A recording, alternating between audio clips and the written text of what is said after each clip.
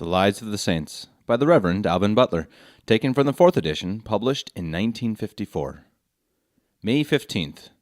Saints Peter, Andrew, and companions, all martyrs. In the neighborhood of Lampsacus, a city of Lesser Asia, near the Hellespont, was apprehended in the persecution of Denysa a young man called Peter, remarkable for the beauty of his person and natural endowments of his mind, but much more for his faith and virtue. He was brought before Optimus, the proconsul of Asia, who said to him, "You have before your eyes the edicts of our invincible princes, sacrificed to the goddess Venus as they command." Peter answered, "I am surprised that you should endeavor to persuade me to sacrifice to an infamous lewd woman, whose actions modesty forbids me to mention and are such as are punishable by our own laws." Optimus ordered him to be extended on a wheel with pieces of wood so disposed and bound on his body with iron chains, that the wheel, being put in motion, it might gradually occasion the breaking of his bones. The martyr, turning his eyes towards the heavens, said, with a cheerful countenance, "I praise and thank you, O Lord Jesus Christ, for vouchsafing me patience to overcome this cruel tyrant." Optimus, seeing his unshaken resolution, ordered his head to be struck off. After this execution, as the proconsul was going to set out for Troas, a city in Phrygia, built by Alexander near the ruins of the famous Troy, 3 other Christians, Andrew, Paul, and Nicomachus, were brought before him.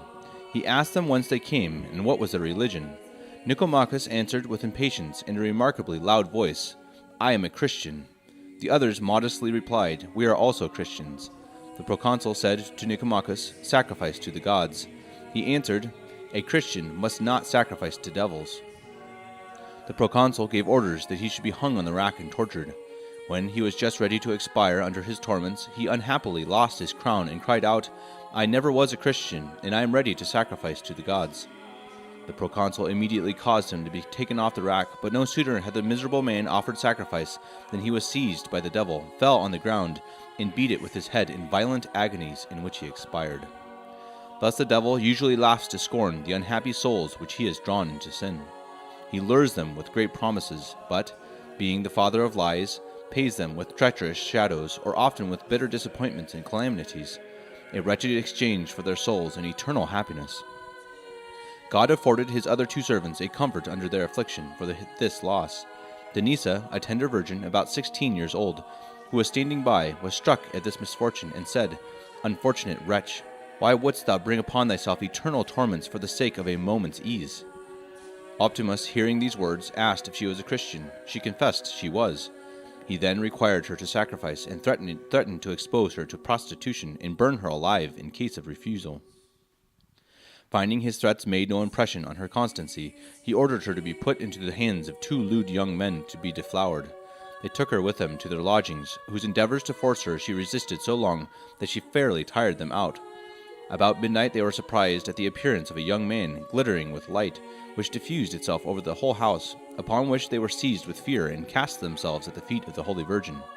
She raised them up and bid them not to be afraid, saying, "This is my guardian and protector," and they earnestly besought her to intercede for them, that they might come to no hurt. The next morning the mob, stirred up by the priests of Diana, beset the house of the proconsul, demanding in a tumultuous manner to have Andrew and Paul delivered up to them. The proconsul, to humor them, having caused the martyrs to be brought forth, bid them to sacrifice to Diana, which they refusing to do, he ordered them to be most inhumanly scourged, and then to be put into the hands of the rabble, by them to be stoned to death. The populace, without further delay, having tied their feet together, dragged them out of the town in order to stone them. Whilst they were under execution, Denysa heard the noise, and began to weep and wail bitterly, and, having escaped from those who guarded her, ran to the place where they were, and upon seeing them, cried out, "That I may live with you eternally in heaven, I will die with you on earth." The proconsul, being informed of the wonderful preservation of her chastity, her escape, and desire to die with the martyrs, ordered her to be taken away from Andrew and Paul, and to be beheaded at a distance, which was accordingly put in execution. If the martyrs had not been crucified to the world, they would never have attained to their crowns. There is a love of the world, which though it be not, either for the matter of or the degree of it, criminal enough to destroy the hopes of salvation, yet abates our vigor, hinders our perfection, and bereaves us of any degree of fervor. The indications of this kind of love of the world are a fondness for the pomp and show of life, too slavish and exactness in the modes and customs of the world, too quick a sense of praise, reputation, and preeminence, too great an eagerness to grow rich, too brisk a relish of pleasures, too much diversion, too great a love of ease, or an uninterrupted pursuit of worldly business, which extinguishes all gust of virtue and all relish of heavenly things, and leaves not the mind sufficient leisure or ardor for spiritual duties. These are symptoms of a soul tainted with a love of the world, which exceedingly checks the vigor of the mind. The means by which this defect is to be overcome is frequent meditation on eternal truths. One who has these deeply imprinted in his heart will have no great taste of the honors or the pleasures or the interests of life. He will never be slothful or remiss, but always fervent in spirit serving the Lord, and will have no emulation but for good works, no ambition but for eternal glory. In the pursuit of this, he will lay out the vigor and strength of his mind, retrench his profit by alms, deny his pleasure, and rejoice to lead an obscure, mean, laborious, and crucified